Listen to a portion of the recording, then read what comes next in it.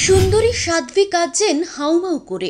এক সাধুকে দাঁড় করাচ্ছেন কাঠগড়ায়। কি হলো হঠাৎ করে হর্ষা রিচারিয়ার? কেন ছাড়তে হচ্ছে তাকে মহাকুম্ভ? জানেন কি ঘটল এই রূপসী সাধ্বীর সঙ্গে? দুদিন আগে যে রহস্যময়ী আগুন রূপের সুন্দরী সাধ্বী হর্ষা এসেছিলেন লাইমলাইটে, ঝড় তুলেছিলেন মানুষের মনে, এবার তিনি ক্যামেরার সামনে কেঁদে ভাসাচ্ছেন। হলোটা কি? হঠাৎ করে এক সাধুর দিকে আঙুল তুলছেন এই রূপের জ্যোতি ছড়ানো সাধ্বী। হর্ষার কান্নার কারণ জানতে মানুষ উৎসুক। যে দুদিন আগেও জানিয়েছিলেন সব ছেড়ে তিনি এই বেশ ধারণ করেছেন 2 বছর আগে, পা রেখেছেন সন্ন্যাস জীবনে, সেই হর্ষা হঠাৎ করে মহাকুম্ভ ছেড়ে চলেই বা যাচ্ছেন কেন? বড় প্রশ্ন।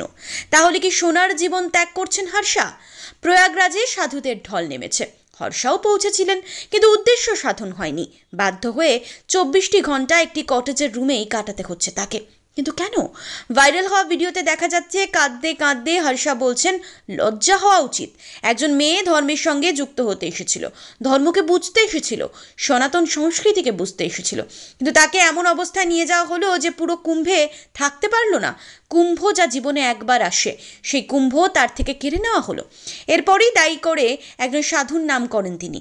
বলেন, এর পুণ্যের কথা জানি না, কিন্তু আনন্দ স্বরূপজির পাপের মুক্তি পাবেন না। এই আনন্দ স্বরূপজি কেন হঠাৎ করে হর্ষা তার নাম নিলেন? হর্ষের অভিযোগ স্পষ্ট। তার কথায় মহাকুম্ভে তাকে কিছু মানুষ ধর্মের সঙ্গে যুক্ত হওয়ার সুযোগ দেননি, সংস্কৃতির সঙ্গে মিশতে দেননি। যে কটেজে তিনি রয়েছেন সেই কটেজে থেকে তিনি অনুভব করছেন তিনি বড় দোষ করে ফেলেছেন। যদি এখানে তার কোনো দোষ নেই বলছেন সাধ্বী।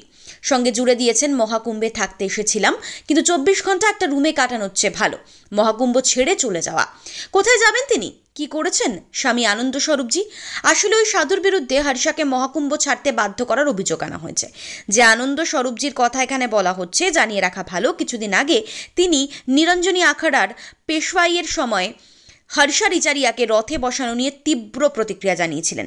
তাহলে কি সেখান থেকেই পুরনো রাগ থেকেই মহাকুম্ভেও টার্গেট করা হলো হর্ষাকে? পুরোটাই ধোঁয়াশা।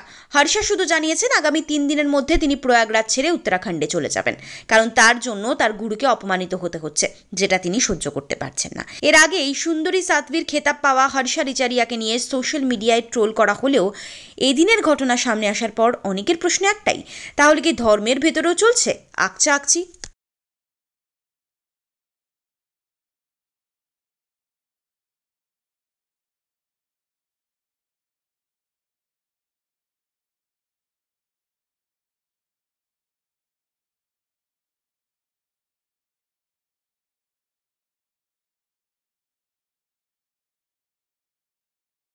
Bureau report, Bengal live.